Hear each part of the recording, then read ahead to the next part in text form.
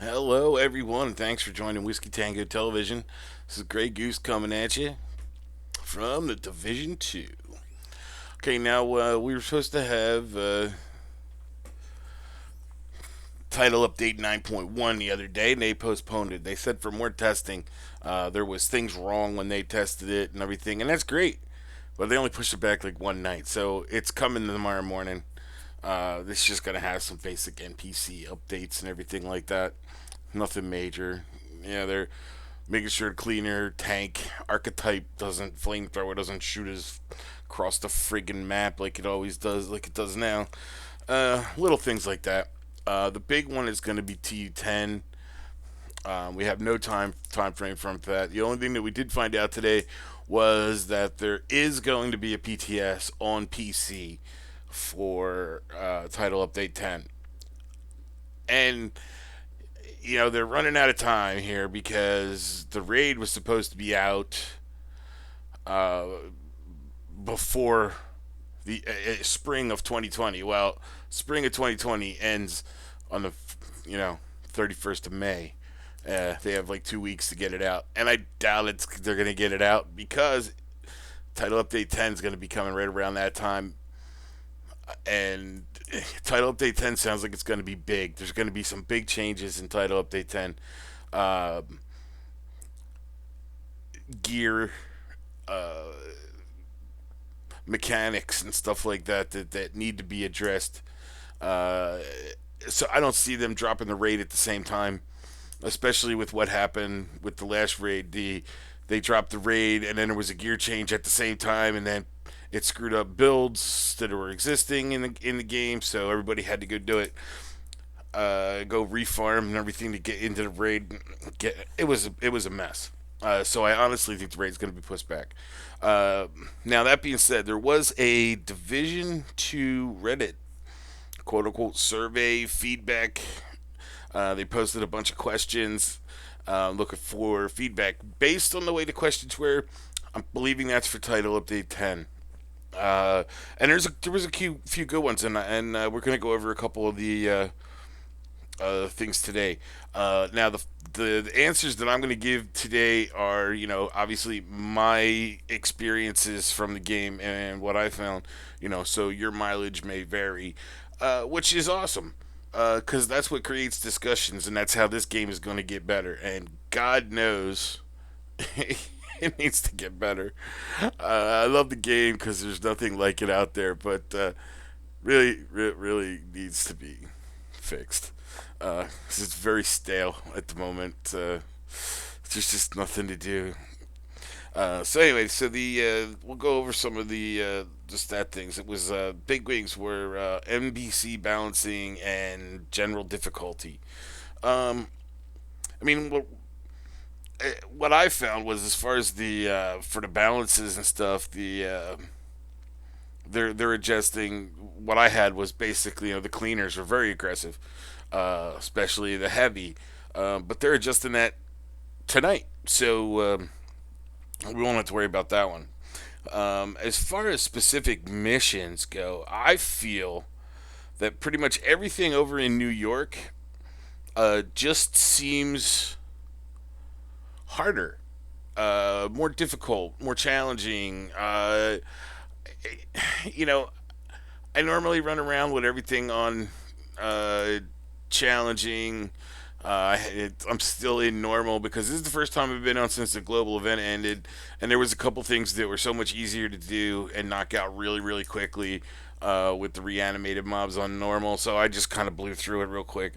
Uh, but I normally play on challenging, and whenever I go into the missions over in New York, it is much, much more complicated and challenging than any of the missions in DC.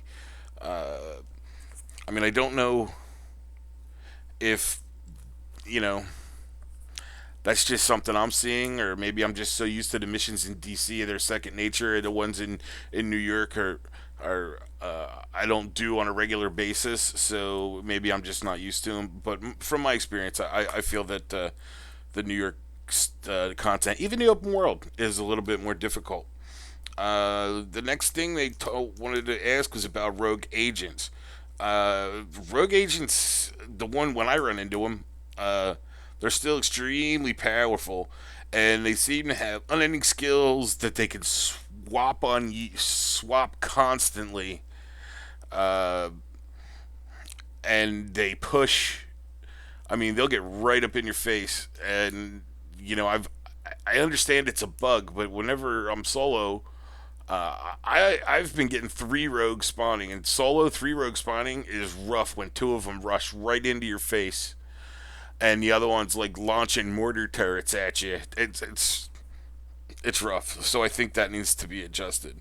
As far as tactical mechanics we'd like to see in the game, I don't really have anything major on that one. I think it would be cool that if we get caught in the open, uh, it would be nice if we could go prone and fire lower our you know lower our target base and shoot some shots back like the heavies can uh, at us. So I think that would be cool if we were able to go prone. That would be cool. Um, Now, as far as they had a next question was, are the rewards good or progression? How did you feel about progression, the loot quality, and vendors? And this was a big one. As far as the character progression, 1 to 40, even 1 to 30 with the world tiers, and then from world tier 5 to 40 was amazing. Phenomenal gameplay. Everything was challenging enough that it kept you motivated and your adrenaline going, and everything was really good there. So I don't really think they need to worry about that. The problem comes into end game content, and as far as the rewarding content goes, hell no. The game is still crap when it comes to loot.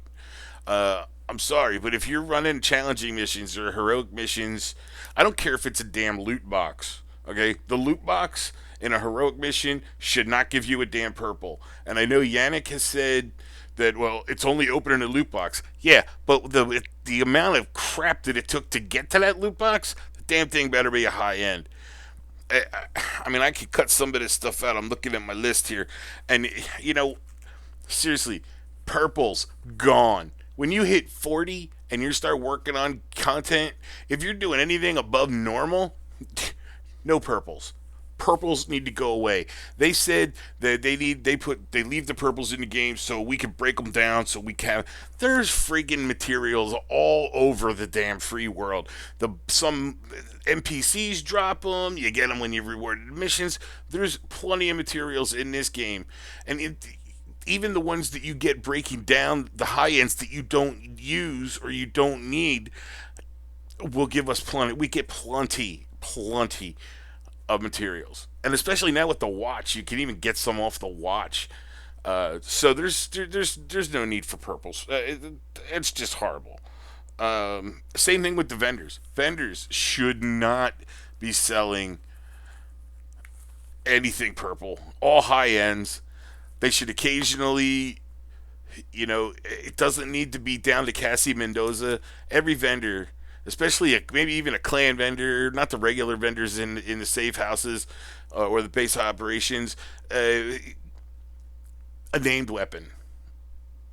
Give them a named variant every week, whatever. The clan vendors should be selling caches, just like we get for the seasons. The seasons is dumb. I mean, everybody's going to get the max. Okay, granted, you can, they're going to. Season 1 was free, but in season 2 or 3, they're going to charge us for the premium line, which better be more than a freaking backpack trophy, because, backpack trophies are cool and all, but I ain't paying money for a backpack trophy. Okay, vendors, I don't care if they put a special currency in the game. We should be able to, because you were able to in Division 1, clan vendors, you should be able to buy an exotic cache every week. You should be able to buy named caches. You should be able to buy high-end caches. You buy caches that have put caches in the game that give you, if you need branding components or you know, that's what the clan vendors should be selling. Okay, and as far as Cassie Mendoza goes, look, the snitch is kind of cool, but in reality, he's just a pain in the ass to go find just to unlock Cassie Mendoza, and then Cassie Mendoza may not even be open. She's open like once every. You know what? Why don't you just make it like this? Look, Cassie Mendoza in a pickup truck pulls up outside of the base of operations every Friday, and she says, "I'm gonna be here from Friday to Sunday. Buy whatever you want." Okay, she should have upgraded gear. She should be selling God roll or close to God roll merchandise. Okay, to go back to looting, stop dropping mods. The mods, gear mods, and skill mods, they should go to blueprints. And we unlock them just like we unlock the weapon mods. Because gear mods and shit drop like in the hundreds, and they're everywhere, and they waste a spot. Like, who the hell is running a mission under targeted loot to get stupid gear mods or skill mods? Nobody. Maybe very few until they get two or three maxed ones, and then they ain't running it no more. That's just more crap that just screws up and it convolutes the loot pool. Okay, I mean, you need to. They need to just make them blueprints or give them so we can put them in our recalibration Rolodex thing, or make like a little skill thing at the crafting table, and you go to the crafting table to put on your mod. Okay, and then your mods, the ones that you have saved and have found and have put in the crafting table, are just there for you to use, just like our weapon mods. It's just going to make things so much easier. Um, you know, uh, it's horrible. They said in TU8 that the loot was going to be less and better quality. Now that, again, that hasn't worked out. So I hope they really take a really good look at the way things are dropping and make adjustments, because it's not, you know, it's not working out as planned. And build diversity was another one. Builds are cool. Skill builds are very underwhelming at the moment. Some of them they're really fun to play if you don't get killed. You know, right now, I mean, the meta is an all red crit rifle build, and if you don't got it, you don't got it. You know, it's fun playing other things. I love playing like status effect builds, and like bleed builds and burn builds, and it just makes the game a whole lot more fun. Uh, there's a lot more here that I included, but I think I really need to take a quick look here.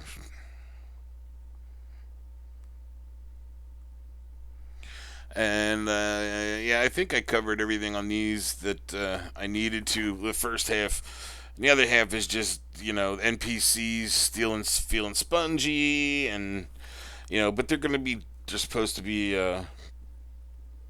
working on all that.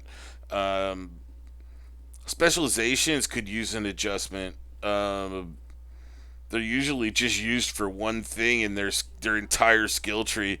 I love survival. Uh, Crossbow bolts are just awesome in my concern, but I use technician a lot because it gives you the free skill tier. But you never use the weapon because the rocket launcher thing is just useless as all hell. It does zero, it does like no damage. Even if you're spec'd into like explosions and everything, it just doesn't work. So I've rambled on way too long. I hope a lot of that was coherent. It's getting a little late here. Uh, so if you like the video, you like some of the ideas that I'm shooting out there, please give me a thumbs up, because it'll really help with the YouTube algorithm to get the small channel of mine shown in the recommended content. And if you did like the video and you like to support the channel, please subscribe to the channel.